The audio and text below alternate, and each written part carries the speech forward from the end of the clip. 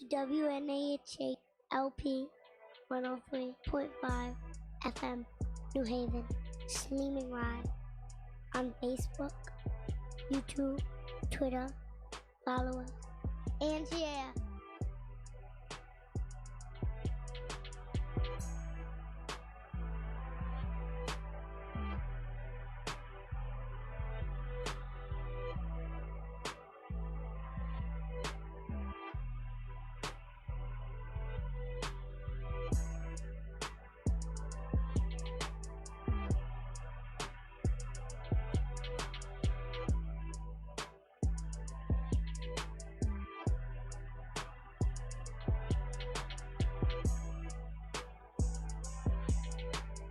Follow us. And yeah.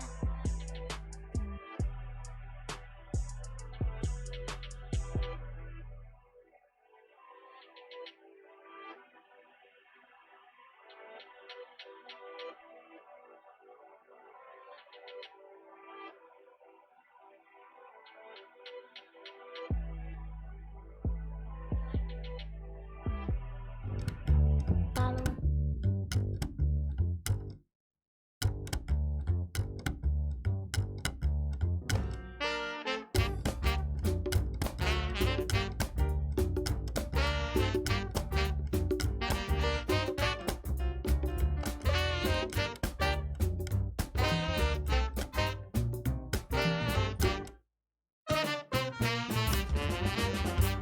Good morning and welcome to WNHH FM's Dateline New Haven.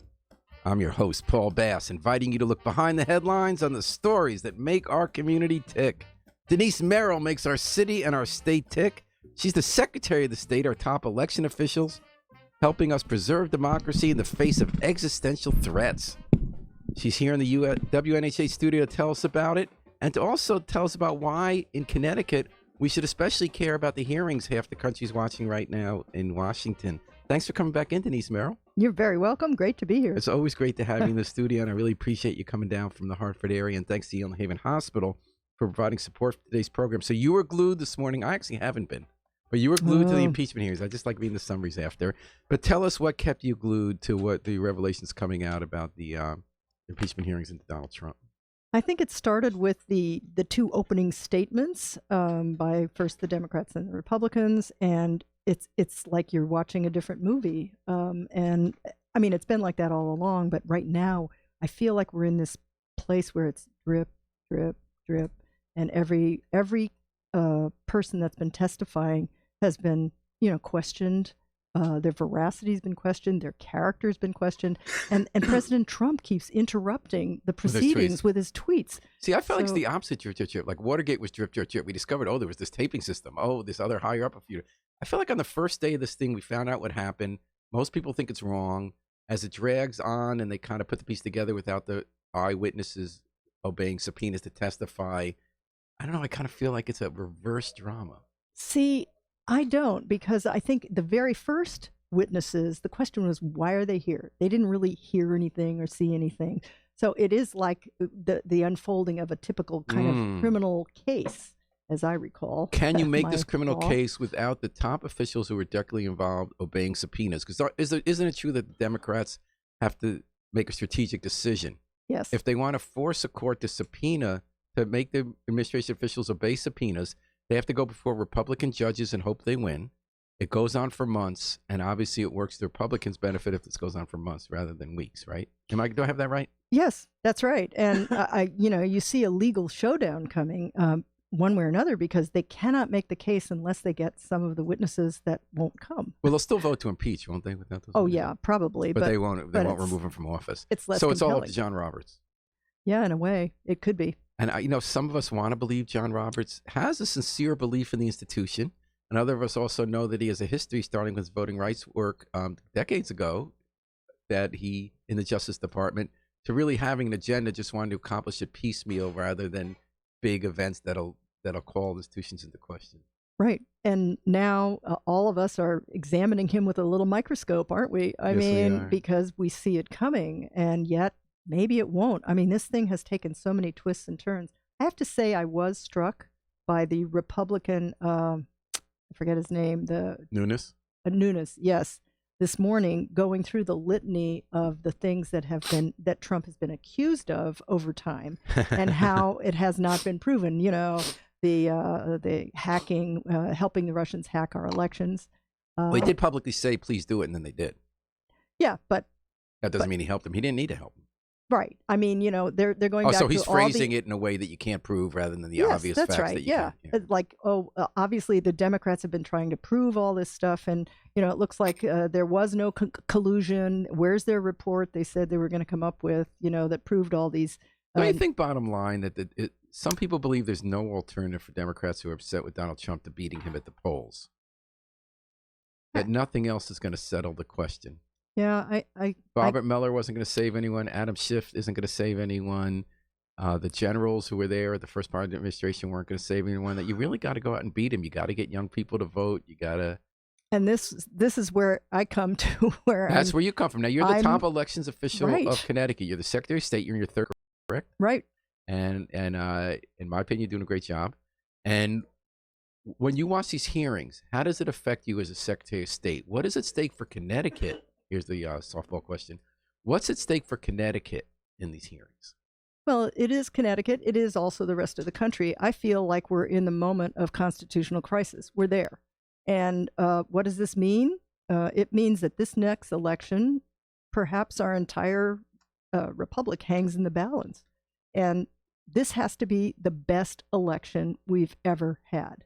Because if it isn't, it is going to be questioned on all sides. Here in Connecticut and it will anyway, else. because there now is such a fake media, and I don't mean fake news as a news person, where they make up stuff. I remember last election even, there were these pictures of buses supposedly of illegal Hillary voters that went viral, and turns out they were at some convention. And it's ongoing. And so why is that tie into the hearing? So the hearing is about whether the Trump administration sold its foreign policy in return for having a foreign government make up a fake smear on a political opponent, right? Right. Basically, what does that have to do with the next election? What is the constitutional crisis we're in?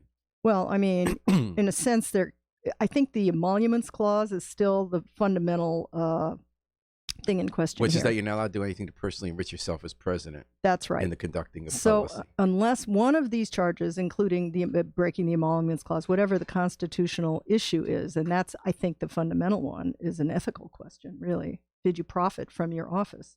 If that isn't conclusively proven, and, we all know that unless something really crazy happens, the Senate is not going to impeach. And also the fact that Ukraine didn't end up delivering what Trump asked means that it was attempted bribery. It wasn't bribery. Well, okay, yeah, I know. But it was holding up foreign policy. There's facts that they didn't give the aid, and they were told the way you get the aid is. So that they did do. That's right. I mean, that's like if you're going to buy that argument that means nothing wrong happened. That means No, it means a lot wrong happened. But what specifically did not happen was that somebody accepted a bribe. They just solicited a bribe. That's right. It's a different crime. It's still a crime. And then the question remains: is it a crime if you're president of the United States? And that's the question on the table. But it still means that whatever happens, this next election will be questioned. Trump has already said or indicated or at least hinted at the fact that he's not sure that he would go willingly. What's that about? Well, is that because he worships all these people like Erdogan and Putin who don't really, and Orban who really don't have, well, Orban did, but the other ones don't really have elections. They just hold on to power. Well, yeah, I mean, that's the bottom line. But he already did that in 2016. He did it after the fact, oddly enough, because he claimed after the fact that the reason he didn't get the popular vote was because, 3 million illegal people voted. Right. And he also might take a page out of Michael Bloomberg if he wins, right? Like Michael Bloomberg, which I can't believe the Democrats consider, if their arguments against Trump are about not obeying the rules on elections.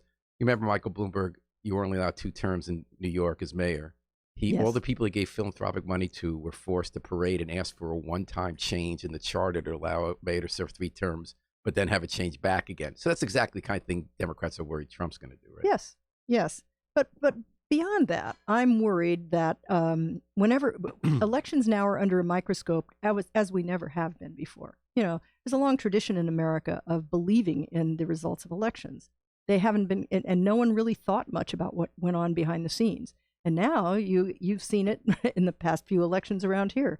Everybody's wondering who's actually voting, who's allowed to vote, who isn't allowed to vote. There's a lot of charges of voter suppression around the country, and pretty good evidence that there are a lot of rules that have been put into place in the last decade Like in or Georgia, so. having to drive 2.5 hours if you live in a black area to vote. Yes, that's right. Closing down polling places, throwing literally millions of people off voting lists, which hasn't been discussed that widely, but it's actually the biggest threat What's this thing out about there. that? I know there's off the side Stacey Abrams, who some of us believe really should be the governor of Georgia. If not for this, others say it hasn't been proved. She has an organization to fight this, and I don't know if it's true, but she's being credited in Kentucky and Louisiana with having helped the Democrats win these close elections last week because they fought to have people kept on the roll. They actually provided some money to organizations that were getting people signed up, make sure they were registered if they were being thrown off the rolls. Do you think that really happened? Yes, it did really happen. I know that because the Kentucky Secretary of State is part of the National Association of Secretaries, and she and I talked about it. And it was going on. You never know how much credit someone deserves for something like that, but certainly at least fighting against it is important. All right, Denise Merrill, Secretary of the State, top elections official in New Haven, here on Dateline New Haven at WNHH, your home for community radio, 103.5 FM, live streamed at newhavenindependent.org. So you're saying we better get this right. Yes. So what do we need to do in Connecticut and nationally? Well, first of all, we do need to straighten out the problems we had here in New Haven in 2018, where we had literally hundreds of people showing up for Election Day registration, and they were not, some of them at least, were not able to vote. Here in stores, right? Basically, we have college kids who live in two different places and decide after the polls open, I'm voting here. Yeah, well, it wasn't quite that simple. Actually, there were some problems with the mail at Yale 2018. That's the problem. I'm a reporter. We always boil it down to half a sentence. Yeah, That sounds right. good. You have to deal with what really happened. Yeah, exactly. Something like that. Yes, it wasn't quite that simple. Although I did meet students who were like that. Yeah. I said, well, why didn't you register a week ago? Basement of our Hall of Records 3 days later. It was oh, yes. It was. There were plenty that of wasn't problems ED going or on. yeah. I think one thing that's improved is our communication with them. And I think they now realize we have some resources to offer, which we're going to bring to bear. We do have some regional people now. I've gotten, I was helpful in getting the HAVA money released. What's HAVA? Help America Vote Act, which was passed in 2003. The famous hanging Chad election of 2000 resulted in a significant amount of federal money coming in. That's how we bought these, quote, new election tabulators with that money. Of course, they're now, almost 20 years old, so time to look at need some more federal money. But we got at least a down we're getting in the payment. weeds. I was going to ask you about the tabulators. So last election, when people came in wet, their ballots got wet, and the tabulators couldn't count them, so they're being recounted by hand. This time, there was one tabulator that broke on 18th Ward in Morris Cove, and immediately they had a backup plan. Yes. So it took them only 20 minutes, and we had full results at 8:25 in both the primary and general. So then they said, we do need new tabulators. That's what you said. Other people from other towns said, well, we've been servicing our tabulators, and you use them only a couple of times a year, so it shouldn't be a problem that they're 18 years old. It's not just mechanical. It's like getting a Bluetooth on your car. I love this analogy. So in 2010, you probably got a Bluetooth on your car, but it's not the same Bluetooth never had a that you're Bluetooth. getting. Oh, God, I'm talking to the wrong person. You are, okay, but that's sorry. many errands on tech. But but you said the technology I bet there's some changes. people that are listening that might have had a Bluetooth in their car in 2010, okay? There's all this new issue is all about cybersecurity. Mm-hmm. Even of the tabulators, which they are not connected to the internet. I always want to make that point. There's no way they're going to get hacked from some central location. On the other hand, they do have these little chips in them, and we test them all the time, and they can be replaced, but they're not as secure as the newer models. Why is that? Software, I guess. So are they still in the cloud somehow, even though they're not connected to the internet? Is something? No. So what makes them not secure? Someone could steal them physically, or No, it's more about how they're programmed, I guess. And it's, you're getting beyond today. That's making national news because a lot of states have gone forward and purchased these, and there have been some significant So what hacks. was the national news? Who had the hacks? Politico. There's a senator in Oregon who's now interested in the report that we got from what I think is a wonderful national center here at UConn, the UConn Voter Center. That's what I'm remembering. Right. So that's that what has to you're do with when remembering. you sign in. So that's hacking who voted and who didn't. Yeah. Then there's the question, right, of the results themselves. That's a different issue. And we did look at something because obviously it would be much quicker if we could just simply take the results from the machine and upload it into our election management system, which instantly goes on our website, right? And that's what, of course, most people, namely primarily the press, really wants to see that. And we do too, except that it has been actually a problem in other states and it is on the internet. And so then you have a security problem. So we decided against it. And as it is now, those results are never uploaded. They have to be typed in by hand. And that is much by more midnight, time-consuming. they have to send it to you on a secure link, but that is connected to the internet. Yes, but it is input by hand. So there's no connection between the tabulator and the election. And then if there's a system. question later, you have all the hard copy ballots. Oh, absolutely. I mean, it takes us weeks to verify this. I'm going to run down how we've dealt with it. So because of the problems we've had in New Haven for 10 years, we have someone at every polling place. We had 55 people working election night. And by 8:25, we have the results in the machines and all that's left are the absentee ballots. So we don't feel we need you to have the official thing before midnight. Yay. Because it actually caused problems in the past. But Yes. I do have one gift. So you will be forever a hero of New Haven Independent if you could deliver this. Okay. It's something I don't understand. So by 12 o'clock, they type in all the results by midnight. And then they press a button and send those results to the Secretary of State. Right. They tell us that once they do that, they no longer have those figures. They no longer have that document, which I can't understand again. Because remember, I didn't know Bluetooth. I'm so stupid. I can't figure out why when you create a document to send to the Secretary of State, there can't be a copy of that document that you still have. That's why they were there days later reconstructing everything from scratch. They said that I've been told this 3 elections in a row, Denise, Merrill, that every time they send the results at midnight, Yep. they can't then just send everybody else that document. They actually spend a whole day. When it goes well, they spend the whole next day from scratch recreating that document of who voted in every race in every ward.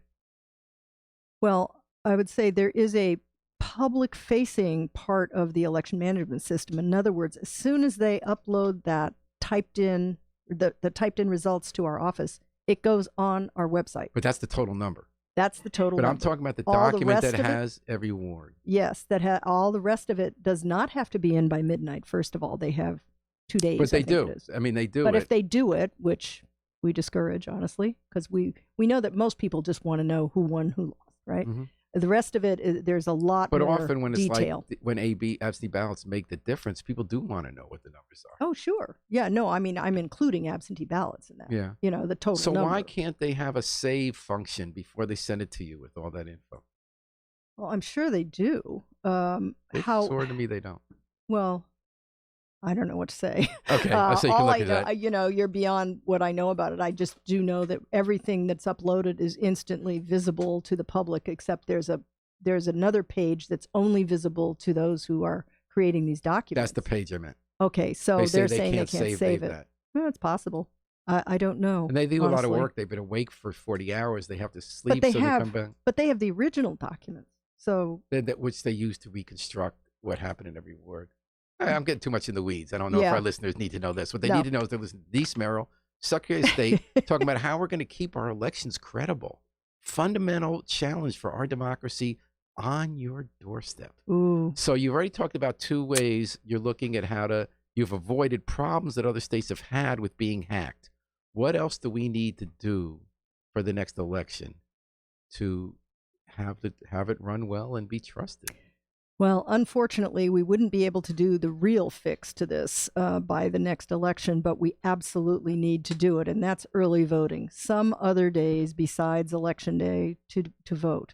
41 states now have it. We do not, because it needs a constitutional change in our state constitution. So that has hung us up. Now, if we had gotten a 75% vote for this in both chambers, House and Senate last year, we would have been on the path to have it on the ballot in For 2020. early voting. And how would that Right.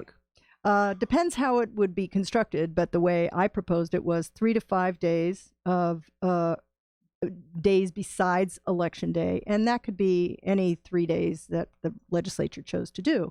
My favorite is do it on a day where things are open anyway, and you don't have to open all the polling places, just have it at Town Hall, for example, or maybe one other place. That would be up to the legislature to decide exactly how it works. But that would give us a chance to check some of this out. It's much better for cybersecurity for obvious reasons. Not to have everything happen on one day. Yeah, that's right. I like to tell people it's like giving a wedding. If you've ever given a wedding for anybody, it's like everything has to go off perfectly, and it rarely does. So that's our current problem. But not only that, of course, it's more convenient for people. And why shouldn't it be? Why shouldn't we be giving people every opportunity to vote? And that's why you also want to have electronic voting, right? Like Oregon pioneered. No, not electronic. From your home? You don't no. want people to vote on the internet? No. Okay, but have it have early mail and have universal absentee, right? Yes. It's no longer absentee. Yeah, they're now calling it vote at home. And that's what you're doing. And it's just such a totally different concept than what we do on the East Coast. It's almost funny. How does it work? Well, it's kind of like an open book test as opposed to a like fill in the blank test, because they mail you, if you voted in the last election, you're still on the voting list, they mail you a ballot, you fill it out, you can tell anybody you want what you're doing, you can consult anything you want, and then you mail it back and you vote. So now you've twice convinced me I was wrong about this, and I keep forgetting why. Can you walk me through it again, and maybe for one of my listeners? So my reaction is always this: is I hate this idea. Okay. I believe in getting rid of all barriers to voting. Right. Fighting voter suppression. Make it really easy to vote, to come on that day, or if you can do 2 days, and have it available to everyone. But it's not always important to have a higher number voting. It's important to have a higher number have the ability to vote. And that there's such a potential for abuse. So anytime we or any other reporters have looked into absentee ballots, we always anecdotally go find that people who, especially elderly, who voted at home with absentee ballots had someone tell them what to do in violation of the law. Watch them over, even fill it out for them. If you're going to open that, and you've always said, well, make it all that you could do it at home so it's no longer wrong. But isn't that like people going into the ballot box with you and intimidating you or controlling your vote and not really having a free and open vote? I guess it's just a different concept, because here, I think a lot of the problem with our system is that a lot of people aren't able to go in person, or if, all I can say is, well, that's the reason we need to have absentee voting. Right. And then if we have absentee voting, we then need to police it so it doesn't go wrong. But if everyone could do absentee, doesn't that make the challenge even bigger? And doesn't it just open the door to abuse? See, I think that's a list management issue, and it is now. I mean, I think what we need to work on is to make sure our lists are as accurate as possible. And that can be done much more easily now than it used to be. What about the senior citizen who has someone come in the room, say, just sign it here, and here's the box you fill out, and now I'll go put it in the mailbox for you? Is that first a free of all, vote? Yeah. Well, I mean, it is in a way. I mean, because you're saying you're implying that senior citizen doesn't have the ability to distinguish, or doesn't have the intellectual capacity. You're right. I'm being a snob. Well, in a way, because I've watched it. I've talked to people. Yes. They have no idea who they voted for. I know. And some person who's kind of a heavy in the housing project came and told them what to do and filled it out and brought it. But there are federal laws that make sure that there's still supervised absentee balloting, even in Oregon, because there is a federal requirement that housing for frail elderly and mentally incapacitated people is overseen. And I actually saw them enforce that, to your point. We saw it the week before the mayoral election. The registrars of voters did go to senior complexes and enforce those rules pretty well. That's right. But I'm thinking more of the people who write it for their absentees. Well, I mean, right now you can get an absentee ballot if you're going to be out of town, and more people are just saying, "Hey, probably I'll be out of town," and I kind of say, "What's wrong with that?" Now maybe we should go in the direction more of in-person absentee balloting, which is something that Massachusetts does, for example. That's an interesting idea. Where anybody who wants to can come down and vote early. So, of course, Bridgeport, as always, was the big question this year. Right. You might as well just move to Bridgeport if you want to be Secretary of the State. Oh. And there are always issues that are complicated that we in the press immediately tell the simple story that really something horrible happened, because we always do it within the rubric of the old machine doing this and that. And so in this case, the machine candidate had a challenger who didn't run a very vibrant campaign, but somehow won at the polls in the primary against the incumbent, because it turned out people were just mad at the incumbent because he ran for governor after they gave him a second chance to be mayor. So, but he then won by so many absentee ballots, he won the race. And then everyone said, fraud, fraud. So Connecticut Post sent some reporters, and again, it's anecdotal. Right. They sent some reporters the way I've done it, because you can't go to really 600 people unless you're the New York Times. And they got a whole bunch of people who showed that those were not legit absentee ballots. But that wouldn't work in court Because you have to prove, right, that the exact number of people who would have made the difference did it fraudulently, and they have to be credible on the stand. You have to show that it was intent, correct? Right. And you have to show that it would have made a difference in the outcome of the election. Right, you have to have enough of those people. Right. She would have needed like 350, right? Yep. So what did you do about that? What was your take on that election? I know this is the SEC, State Election Enforcement Commission, that's more relevant, correct? Yeah. I sent the complaints to the SEC. And But what was your take on it? What did you think about what happened? I think there's a lot of questions, and they came out during the various trials. And of course, it all went to court, and then it went to the the Connecticut Supreme Court, which had a very interesting discussion about exactly the point. Like, is this only a problem if it makes a difference in the outcome of the election? That's kind of intellectually that is problematic.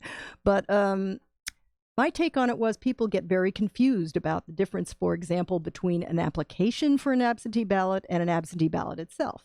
And you saw that right there. A lot of the people thought that what they were, got mailed was an absentee ballot. It wasn't. It was an application for an absentee ballot. So when the Post went and interviewed people, you think some people they interviewed were confused as well? So they Sure. come back, because I know this happened to me. I go to the old folks. They tell me a story that's mind-boggling, but maybe they didn't remember it right. Or didn't really understand it to begin with. I think part of the problem is our absentee ballot process is Byzantine. I mean, it's really difficult to figure out like when to mail what, and you have to mail everything back and forth, especially if you're not going to appear in person.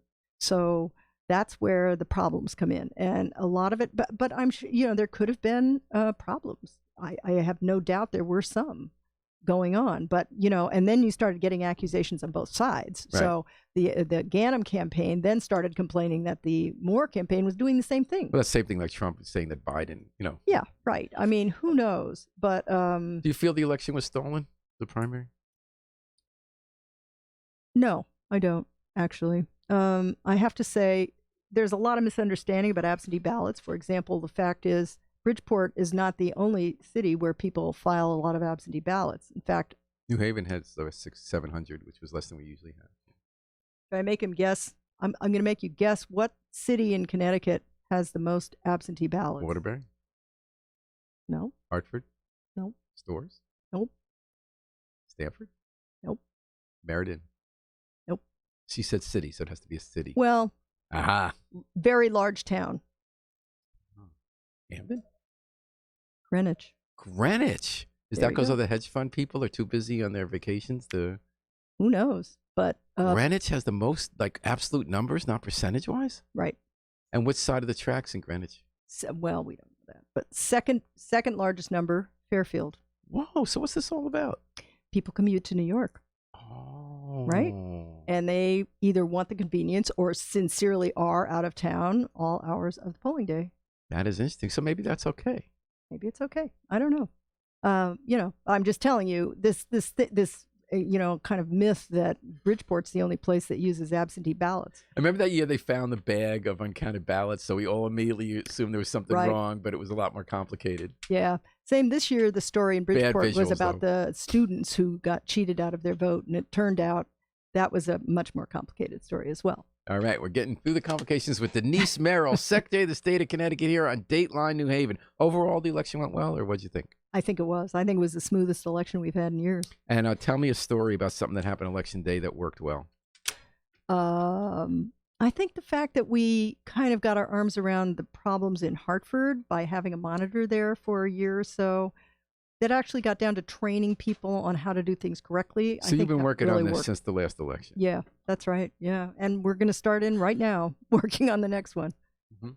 Yeah, I think A lot of that had to worked. do with training registrars. I think the idea that registrars now have to be certified is working, and I think our emergency management plans are working. Witness what you just said about, how a machine broke down and they knew what to do. We were impressed in New Haven. In another polling place, a local poll worker had the idea, because what happened last time with the rain, that they put up a Yes. sign saying, be careful, be dry before you Yeah. take. So in New Haven, we're kind of doing it as a community. And I Yes. like that. It got messy. We were all fighting about it, but I know Yes. you guys are helping a lot. I felt it got better. Yeah. And Joanne Cotter, thank you for listening, Joanne. Can we ask Denise Merrill, can we ensure tabulators are not locked into a 10-year contract, maybe 5 years instead of 10? We're going to be looking at the next generation with a very large committee of people, and we will take all considerations. But I don't know. I don't know. In fact, we may even look at leasing. Well, what do we do now? That's- Do we buy them? Yeah, we bought them. So what's the 10-year contract for service maintenance? Service maintenance? Yeah, all of these have to be maintained constantly, and yeah, that's right. And it's only one company, and that's a traditional problem because there are very few vendors that actually make these things. So it's a small field that we operate in. All right, thank you. And what do you think about the fact that any city bigger than New Britain, it's all white men are the mayors now? Oh, I was reading about Yakima, Washington this morning and how there's a different trend from the whole country. What's going on? I don't know. Just roll the dice. I mean, the Isn't that governor amazing? too. Yeah, I know. I don't. And you'd think it would have been the year of the woman, right? Well, now, when were you first elected to state legislature? 94. So now for 25 years you've been in office in Connecticut. Have you seen it change for women? I imagine when you first got up there, it must have been a lot of interesting challenges you faced. It has changed. It has changed in some ways, and in some ways it's remarkably the same. Tell me about that. Well, when I came in, there was 28% women in the Connecticut House. Today, there are 28% women. That's all? Because I know Congress, it's dramatically different. No, I know. I think it was double or something or more since. Might be more like 30 this year. As of the 2018, Really? The 2018 election saw us get some gain, but there were years in there where we actually backslid. What's the reason? I think politics is getting pretty rough. And women aren't as rough? Well, You're tough. Yeah, in a way. You don't get pushed around. Come on. No, I don't. But it's getting more than just rough. It's getting really, really nasty now. I mean, I would never want to run Even for here. office. The mean things people say about you. Yeah, that's right. And your family. Yeah. And they make it up now. Yeah, they do make it up. And now video's coming. Yeah. I mean, people are going to people putting people's heads on videos to say they did things. I think it changed dramatically in the House when I was there because TVs came in and everybody started playing to the television, and that changed things And there's too. a danger in generalizing about gender, but I will do it. Yes. Women are usually hot dogs less. Total exceptions. Total exceptions to that rule. Complete, Linda McMahon. But I mean, don't you think that's true? To your point about TV? Yeah. Collaborative versus attention and all that kind of stuff. Yeah. No, there's no question. Well, though, there were some women that are still kind of that way. And then we're talking binarily because we're baby boomers. The younger generation is teaching us that I know. it's not men and women, which is an interesting challenge for older line feminists. They don't like saying trans people should have the protections that women do and that kind of stuff. Yeah. I just love this new crop of women congressmen. Yeah. And it's happening here too, I think, to some extent. But what I love is it mirrors. So I have to bring this up. 2020 is the 100th anniversary, of course, of the women's right to vote, right? The amendment. And the same thing was going on in about 1918, where they had 75 years of trying to get this amendment passed. And the newer generation came along. I mean, the older generation, the Susan B. Anthonys and those folks, they made some progress, and they weren't entirely ladylike, but they were played by the rules, That went around for like 40, 50 years like that. All of a sudden, young women like Alice Paul from Ridgefield, a couple of others, they were in their 20s, and they were like, forget this, man, we want some action. And they started picketing Wilson's White House and going to prison and going on starvation diets. One of them died in prison. I mean, they didn't fool around. And it just reminds me so much of this new generation and you of see women. and you see a moment. So like Shahana Hayes in Connecticut. Yeah, exactly. I mean, sometimes you need a little shakeup from the newer So why isn't that folks. translating to mayor's offices and to the state legislature? Maybe it's the last gasp. I don't know. Maybe they're not quite there yet. Maybe we aren't quite ready for You that. got Aaron Stewart in New Britain. Yeah, So you that's the gotta- largest city that's got a woman. That's right. No one of color, despite some majority minority cities. Does it come down to who votes? Maybe. Or maybe people don't Yeah. always vote by race. In New Haven, we just had a race, a black woman who was very experienced against a white newcomer male, and the white candidate got the majority of the non-white vote. I know. Yeah. Well, And the appeal was to race, and that appeal was rejected, which I found very Yes. interesting. Well, I talked to some of those people too, because I did too. I've known Toni Harp for many years. She and I co-chaired appropriations together, and I have a lot of respect for Toni. So I was surprised as well. But that just shows you all politics is local in the end. Also, I think that our generation, just like I was talking about the way we look at gender, things work differently from the way they used to be. So Toni Hart came from our generation and believed that certain kind of tactics and alliances produced the vote, which Yes. was all not true. Right. On the other hand, that's kind of true. That it's the opposite in Bridgeport, for example, Right. where all those alliances Bridgeport's did work. weird. Yeah. That's very Yeah, strange. yeah. So tell me about the census. Are you involved in all that? Because I've been Yes. told that, and how real is this, Denise Merrill, We lost 20 years ago one of our then six U.S. House seats because of the census. It is believed we may have undercounted, or maybe people left.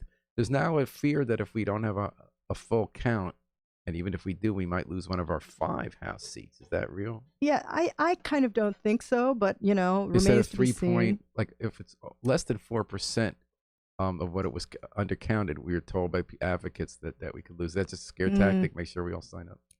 I don't quite buy it. I think we're still substantially in the 5-person zone, no matter what happens, although there's a lot of shifting within the districts. And where's that shift happening? Well, right now, I think everything is there's a lot of decline in small towns, and that's going to change the legislative boundaries pretty significantly. And that could be I good think. for cities, right? Could be good for cities. Yep. And then there are entering suburbs becoming more like cities like Hamden. That's Now, am I right. right? The only place That's you're seeing right. population growth is Hamden and New Haven? Yes, that's right. That's what we saw the other day. But I guess we'll find out when we start down this census path. And what's do you have any role in this? Yeah, I'm co-chair of one of the co-chairs. There's 4 of us. Susan Beisowitz and I are the technical co-chairs, and then we have 2 others Of? of the census committee. That we have what's called a complete count committee at the state level, and we have been busy running around the state, and we now have 107 complete count committees in towns throughout the state. 107 towns have actually signed on. So I think we're getting the message out how significant this is. And this isn't just about everybody. political representation. It's about grant money we get from Oh, Boston yeah. based on population. Right. And how hard is I had an expert of the census on the other day was telling me part of it's about how do you locate those illegal electric hookups outside multifamily buildings to show there are more people living in them, because there are more of those in dense cities. They're very hard to find. Right. She said they depend on local officials, and we've reported about how surprised local officials always are and inspectors when they go out and they hadn't noticed that thing was there. Well, we like not to focus on that sort of thing only because we want people to be counted. That's what So- I'm saying. Oh. So you want to find out where there's actually a third family living in a I house so you see. can I count thought them. you were. And that's why they oh, say cities, okay. part of the reason cities get undercounted because it's hard to find the people in the shadows off Exactly the grid. right. I think what concerns me is the fact that there are not going to be as many people on the ground this time. They're doing this really initially That concerns online. me too. Yeah. I mean, how many times are you going to get something in the mail and look at it and throw it away? Are you going to actually take the time to go And all online the people to do who this? don't have the right addresses. Yeah, exactly. I mean, so who knows how that? I mean, I'm so assured. states are stepping up in ways they didn't have to in the past. That's right. To fund New York State in a big way. Yeah. Fund their own workers to go out. That's so right. far, you guys have found $500,000 to put toward that effort. People say we really need a few million. Do you think that'll be coming or no? I do think it will. From foundations as well. Yeah, that's right. We already have a commitment from the Hartford Foundation to come up with a match for the state money. And I think there will be more. We're going to be working on it because I do think it's critical. And you're right. And who better I mean, knows the city and those electrical hookups than, the people who live in those neighborhoods? Oh, absolutely. I think we do need people going door to door, ultimately. And why for the are reasons you you're so saying. concerned about this? Well, because it has huge implications for the state in terms of, people talk about grant money, but I don't think people know how much federal money is at stake here. It's literally billions of dollars for the state. And, there's lots of reasons that doing it this different way is going to impact how many people are counted, particularly children, by the way. The least counted people in the census tend to be children under 5. And that's where we need the resources. And some parents are actually kind of nervous about even having Well, them that's counted. right. And then, of course, you have the overlay of all this talk about the illegal immigrants and how do we get, we have to count everyone. And there were so many scare tactics, I think, used at the beginning before we fought back to make sure, that. No question about are you here legally on the Yeah, census? they were going to ask, are you a citizen? Well, that is not the purpose of the census. The census is counting every person in the United States, And not you're- every citizen. Denise Merrill, Secretary of State, Dateline, New Haven, WNHH FM. So you've been interested in these issues since you've been in the legislature, probably before. I mean, you were on the Government Administration Elections Committee, if I'm not mistaken. That's right. You wrote legislation about Campaign finance campaign reform. finance Yeah. and how elections are run, and then you went for the job where you get in the weeds on that. Where does that stem from earlier in your life? When you were a professor or something, did you teach this stuff? I was a teacher, not a professor. High school, actually. Yeah, What did you civics. teach? My whole Yeah, life, civics I've is a been big interested in thing. civics. Yes, and civic education and the need for it. And boy, it's never been more dramatically needed than now. Where did you teach that? At a high school in Vermont, Where? and it was called the Verscher School. It's a little private school. What town? Verscher. Oh, I never heard of that. I know. It's now been taken over by a consortium of private schools, and it was kind of a little hippie school in a way, where kids come and you grow your own food and build your own. And why civics? Why was that important to you? That's a really interesting question. I was always interested in it, and I think I went to law school, and of course that really, I think, taught me how to think. But it also made me very interested in the whole issue of what people know and don't know, and how important the rule of law is, I guess, that it underpins everything else, and people just have no understanding of that. I think also from living abroad for a while. I lived in France and Switzerland for about 3 years when I was studying piano. Actually, I was a pianist. And classical? Yes. And it was the Vietnam War era. We were not popular in Europe. I was not popular. I couldn't even get a date because men did not like American women. They thought they were, not great. That's a longer story. But anyway. Sounds like a pretty interesting story. Yeah. And so it taught me I was put in the position of having to defend my country. And I remember having conversations with French people who I would say, we have the freest press in the world. And they would laugh because at the time, and then they'd show me French newspapers that were showing pictures of what was going on in Vietnam. And we weren't seeing any of that. So I think it did. As a Jewish person, I don't care what any French person says. It's an anti-Semitic country and what they did. I was there once. I don't believe it. Anyway. So civics, and now you do civics. Are you trying? Yes. I think you've told me in the past that you want to see your office as a way not just to protect elections and get more people involved in democracy, but to promote the broader notion of civics. Yes. And especially now when people don't understand government, there's so much misinformation. We have so many fears about institutions being held accountable. Yes, and we have done some work with the Department of Education. We have something called the Red, White, and Blue Schools, where schools are recognized for the work they're doing in their communities and with civics and teaching civics. I helped pass a law in 2003 that requires a course in civics now in Connecticut high schools in order to graduate, and that's hopefully helpful. But this year in particular, I'm focused on this campaign of disinformation that's coming at us, and how do we educate not only young people, but the public. It's really interesting worldwide. We keep reading about these fake websites that Russia and China and even Iran are putting up to look like real news, and the stuff happening on social media. Right. And the balance between that and free speech is really difficult to draw right now. Right. Imagine it. What would you do if you were Mark Zuckerberg? Would you allow these unfact-checked political messages to be distributed on your platform? I just don't know. It is tough because once you start censoring, it's trouble. Right. Who gets to decide? I mean, that's the fundamental question. So I'm hoping in some way my office can be sort of a valid source of information about elections, at least. At least that's one little piece of it. And somehow to promote that idea that we're a trusted source about elections. And obviously public sector and private are different. Yes. So in your Facebook or your newspaper, like about 3 years into the Independent, I used to not remove most comments unless they were like egregious. Then I realized it's not the First Amendment when you come post on a website, and that I can say this is my living room, and I just have to believe I'm not censoring, because I was worried I'd be censoring comments if I didn't agree with them. If you be convinced that you're not doing that, you're not trying to win an argument, but you want it to be civil, you could I tell people now, you can go to like the TV website or New Haven Register and post whatever you want about spinning the herd every time a black person gets arrested. We're not going to do that here. We are going to embrace different points of view, but we're going to have some rules for civility. It's tougher with government, but I don't think it has to be tougher for Mark Zuckerberg. No, it's not easy, but that's private sector. That's right. And I think it is becoming more and more accepted that there are some sites, at least, that are starting to, say you cannot be uncivil. And in a broader sense, I think the next generation with information, we're going to have trusted sources. So Secretary of State's office is a trusted information source about elections. Yes. And then aggregators more and more are going to be packaging what people get for their daily news from different sources. So people are going to trust different aggregators. So I think there's potential for good in that to get us past the morass. Yeah, I think that's right. And actually, the National Association is coming up with a whole program on how to be a trusted source of information on elections. Oh, that's interesting. So it's great. Yeah, all right. We're trying to make a difference. So bottom line, Denise Merrill, you optimistic or pessimistic about democracy as we go into 2020 in the heels of this election hearing? I think I'm optimistic, mostly because there's a new generation coming along, and I think they're going to straighten us out. I agree. I could count on that one. That's a good way to end it. Denise Merrill, thanks for coming on. Always lovely to talk to you. Thanks for listening, folks. Thanks, Jaywan. Thanks to Harry Drost, the miracle man behind the controls, WNHA station manager and Yale Haven Hospital, providing support for today's program. Is there one last idea you want to leave with people what they can do to help make...